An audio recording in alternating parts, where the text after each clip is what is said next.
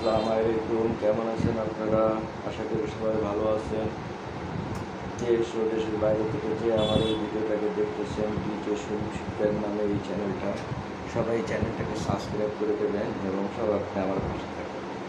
আসসালামু আলাইকুম রহমতুল্লাহি ওয়া বারাকাতুহু। আজকে আপনাদের সামনে আমি আসতে চাচ্ছিলাম না, আসলেই আমি কিছু শেখাতে আসিনি, আমি কিছু শিখতে এসেছি।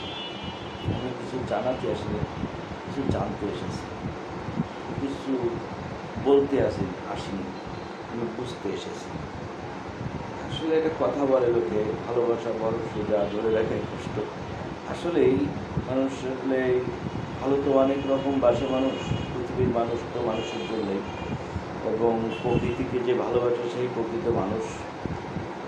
আমরাও প্রকৃতিকে ভালোবাসি, আপনারাও বাসেন, সবাই বাংলাদেশের প্রত্যেকটা মানুষই ভালোবাসে। আমার কাছে একজন প্রশ্ন করছিল মাঝে যে ভাই, বাংলাদেশের দুর্নীতি মুক্ত করা যাবে কী করে?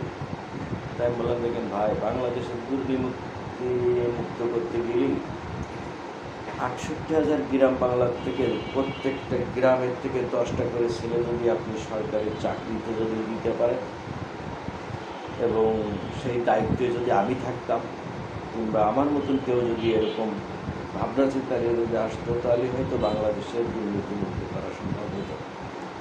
তো বাংলাদেশে সবাই তো নায়ক, সবাই রাজা হতে চায়, আসলে প্রজা হয়ে কেউ থাকতে চায় না। এই বাংলাদেশের জনগণদের বলবো যে আপনারা আবেগ দিয়ে কাজ করেন না, বিবেক দিয়ে কাজ করেন। এমন আবেগে চিড়ে ভেজে না, আবার বিবেকেও ভেজে না, কিন্তু বিবেক দিয়ে ভাবলে অনেক কিছুই করা সম্ভব। তা আপনারা সবাই একটু বিবেক দিয়ে ভাবেন এবং আত্মজ্ঞানী হন, ত্যাগী হন। দেখেন, অনেক কিছু আপনাদের ভিতর থেকেই বেরোয় আসবে। আমি চাই বাংলাদেশের প্রত্যেকটা গ্রাম বাংলার থেকে 10টা করে ছেলে বাংলাদেশের নতুন শিক্ষামূলক জায়গায় একটা চাকরি দেওয়া এবং চাকরি দিক। তাহলে বাংলাদেশের এদের দিয়েই পরবর্তী আরও 3টে ধাপ পূরণ করলে আমার মনে হয় আরও অনেক কিছু বেরোয় আসবে।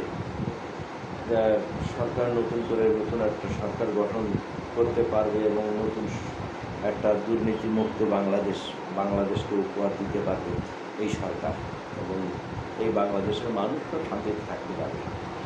তো সবাই বাংলাদেশের পক্ষ থেকে একটু কথা বলে দেখেন, আমরা মনে হয় অনেক আগায় যাব। সবাই আমার সাথে থাকবেন, পাশে থাকবেন।